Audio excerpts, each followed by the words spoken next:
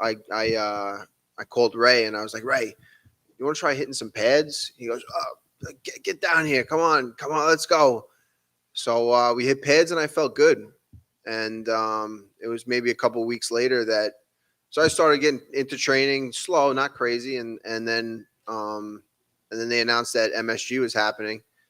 And I was thinking about it in the back of my head, and I saw Bobby Green fight. And we were supposed to fight in 2015. And that fight never ended up happening.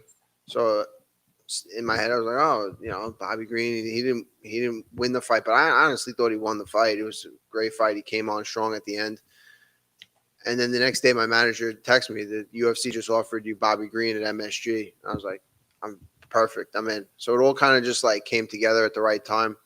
It was, it was like, that's how it came together, and it worked out really good. Was there any moments of doubt? Like, did you need to come back and fight again? Or if, it didn't work out and that was the end, would you have been satisfied with what you did? Or do you feel like there's still unfinished business when it comes to what you want to accomplish in the sport? It would have been whatever it was. I don't think, the whole time I wanted to come back, but if I couldn't, I was going to, do whatever I was doing.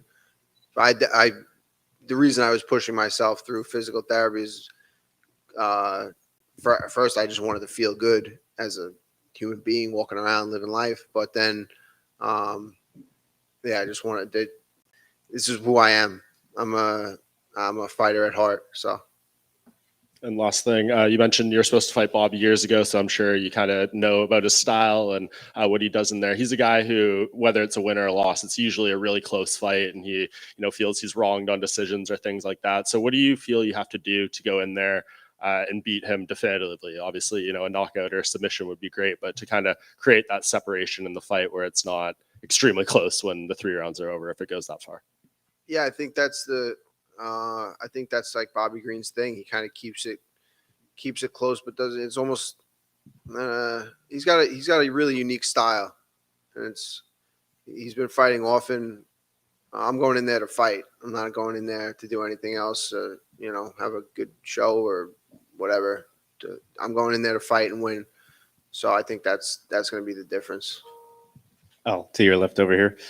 Does this kind of feel like a back against the wall situation for you going into this fight?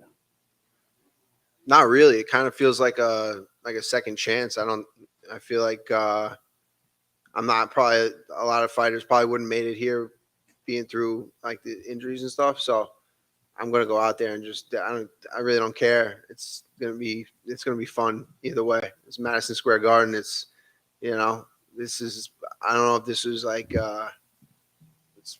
it's cool that this is happening. So I'm embracing it all, and it's going to be fun. Are you hoping to be a little bit more active, going forward now that, everything's all good? Yeah, absolutely. Yeah, definitely. This is where I want to be. Best luck, man. Since your last fight, there's been kind of a lot of influx in the lightweight division. So what do you make of the state of the 155-pound division with all the new additions, and a lot of fighters have retired or changed weight classes? Yeah, it's wild. It's an exciting division. The end of the year is going to be really exciting. We got the Gaethje Chandler on this card, Dustin Oliveira, good fight. Makhachev Oliveira would be a good fight. That's a good fight. Yeah, Dustin, Makhachev, all these guys. It's an exciting time at the end of the year. I think the next year is going to be big for this division. So How do you see Poirier and Oliveira playing out next month? I have no idea. I don't know. It's yeah. Oliveira, I feel like in the past maybe Oliveira would have he had his weakness was like in the I guess Aljo. It's my time, man.